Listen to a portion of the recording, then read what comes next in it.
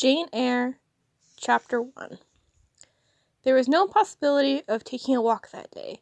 We had been wandering, indeed, in the leafless shrubbery an hour in the morning, but since dinner, Mrs. Reed, when there was no company, dined early.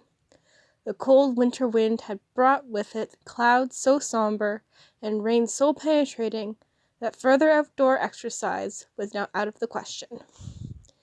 I was glad of it. I never liked long walks, especially on chilly afternoons.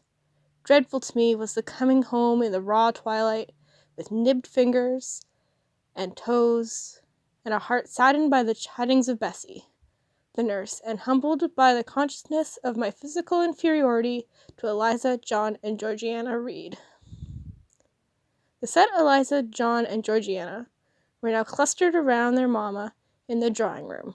She lay reclined on a sofa by the fireside, and with her darlings about her, for the time neither quarrelling nor crying, looked perfectly happy. Me she had dispensed from joining the group, saying she regretted to be under the necessity of keeping me at a distance, but that until she heard from Bessie and could discover by her own observation that I was endeavouring in good earnest to acquire a more sociable and childlike disposition, a more attractive and sprightly manner, something lighter, franker, more natural, as it were, she really must exclude me from privileges intended only for contented, happy little children. "What does Bessie say I have done?" I asked. "Jane, I don't like cavaliers or questioners. Besides, there is something truly forbidding in a child taking up her elders in a manner. Be seated somewhere until you can speak pleasantly. Remain silently." A small breakfast room adjoined the drawing room. I slipped in there. It contained a bookcase. I soon possessed myself of a volume, taking care that it should be one stored with pictures. I mounted onto the window seat, gathering up my feet. I sat cross-legged like a Turk, and having drawn the red moreen curtain nearly close, I was shrined in double retirement. Folds of scarlet drapery shut in my view to the right, and, to the left, were the clear planes of glass protecting but not separating me from the dear November day. At intervals, while turning over the leaves in my book, I studied the aspect of that winter afternoon. Afar it offered a pale blank of mist and cloud, near a scene of wet lawn and storm-beat shrub. The ceaseless rain sweeping away mildly before a long and lamentable blast, I turned to my book, Bewick's History of British Birds. The letterpress thereof I cared little for, generally speaking, and yet there were certain introductory pages that, child as I was, I could not pass quite as a blank. They were those which treat of the haunts of sea-fowl, the solitary rocks and promontories by them only inhabited, of the coast of Norway, studded with isles from that southern extremity, the Lindesnes, or Naze, or the North Cape, where the northern ocean in vast swirls boils round the naked melancholy isles, of farthest Thule, and the Atlantic surge pours in among the stormy Hebrides. Nor could I pass unnoticed the suggestion of the bleak shores of Lapland, Siberia, Spitzbergen, Nova Zembala, Iceland, Greenland, with the vast sweep of the Arctic zone, and those forlorn regions of dreary space, that reservoir of frost and snow, where firm fields of ice, the accumulation of centuries of winters, glazed in alpine heights above heights, surround the pole, and concentre the multiplied rigors of extreme cold. Of these death-white realms I formed an idea of my own, shadowy like all the half-comprehended notions that float dim through children's brains, but strangely impressive.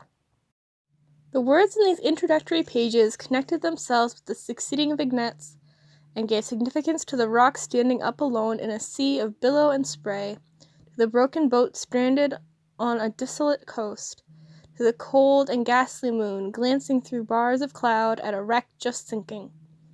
I cannot tell what sentiment haunted the quiet, solitary churchyard, with its inscribed headstone, its gate, its 2 trees, its low horizon, girdled by a broken wall, and its newly risen crescent, attesting the hour of eventide.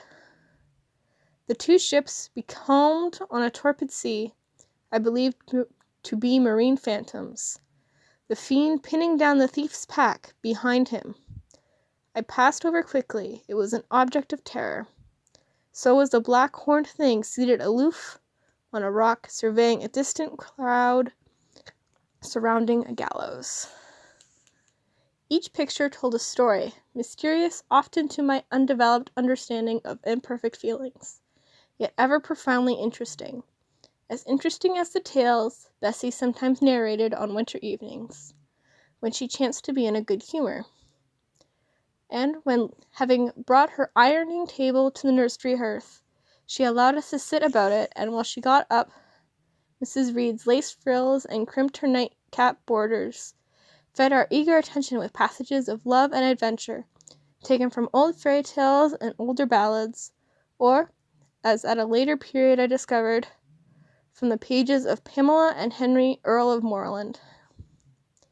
With Bewick on my knee, I was then happy at least in my way. I feared nothing but interruption, and that came too soon.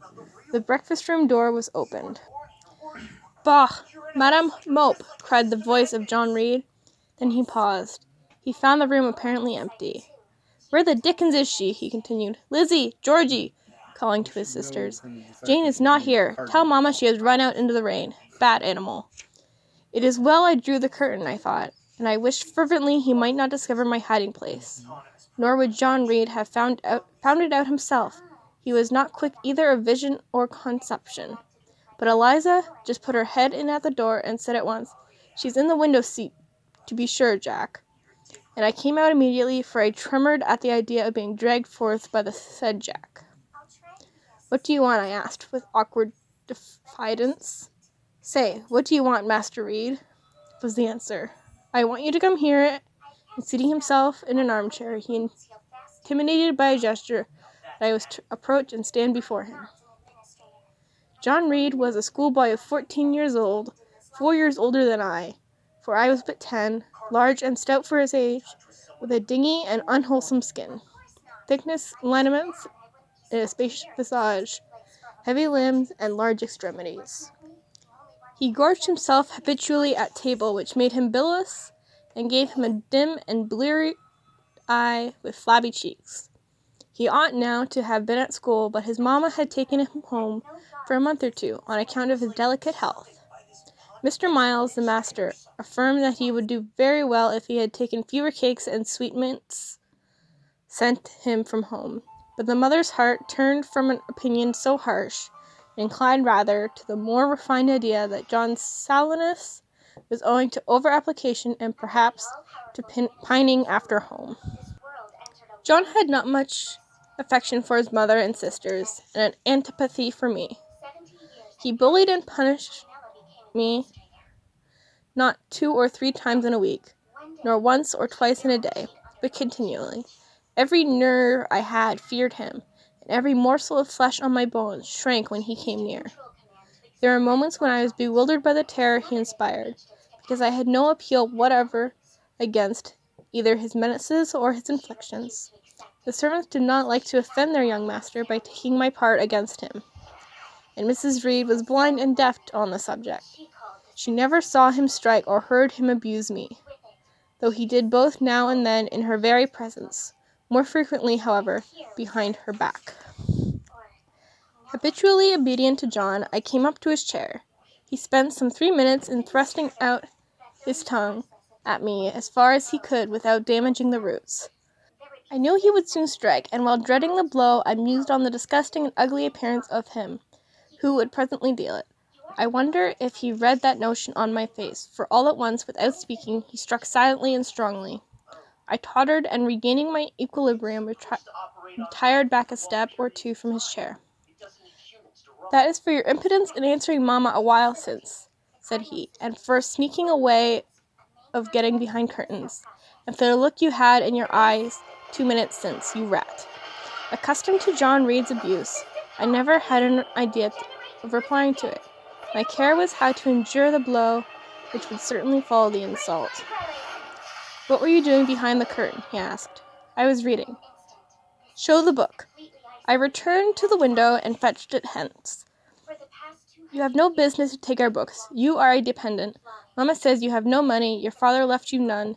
You ought to beg and not to live here with gentlemen's children like us, and eat the same meals we do, and wear clothes at our mamma's expense. Now I'll teach you to rummage my bookshelves, for they are mine. All the house belongs to me, or will do in a few years. Go and stand by the door, out of the way of the mirror and the windows."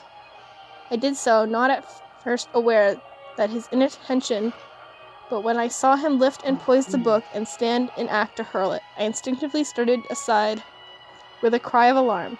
Not soon enough, however. The volume was flung, it hit me, and I fell, striking my head against the door and cutting it. The cut bled, the pain was sharp. My terror had passed its climax. Other feelings succeeded. "Wicked and cruel boy," I said. "You are like a murderer. You are like a slave driver. You are like the Roman emperors."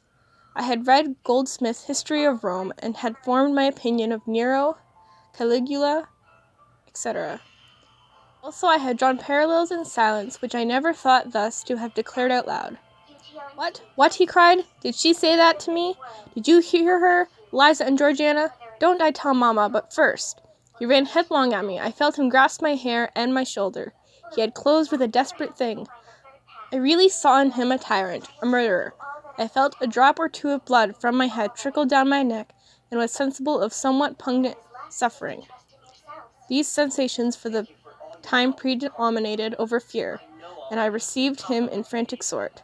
I don't very well know what I did with my hands, but he called me rat, rat, and bellowed out loud. Aid was near him. Eliza and Georgiana had run from Mrs. Reed, who was gone upstairs. She now came upon the scene, followed by Bessie and her maid Abbott. We were parted. I heard the words, "Dear, dear, what a fury to fly at Master John! Did ever anybody see such a picture of passion?" Then Mrs. Reed subjoined, "Take her away to the Red Room, and lock her in there." 4 hands were immediately laid upon me, and I was borne upstairs.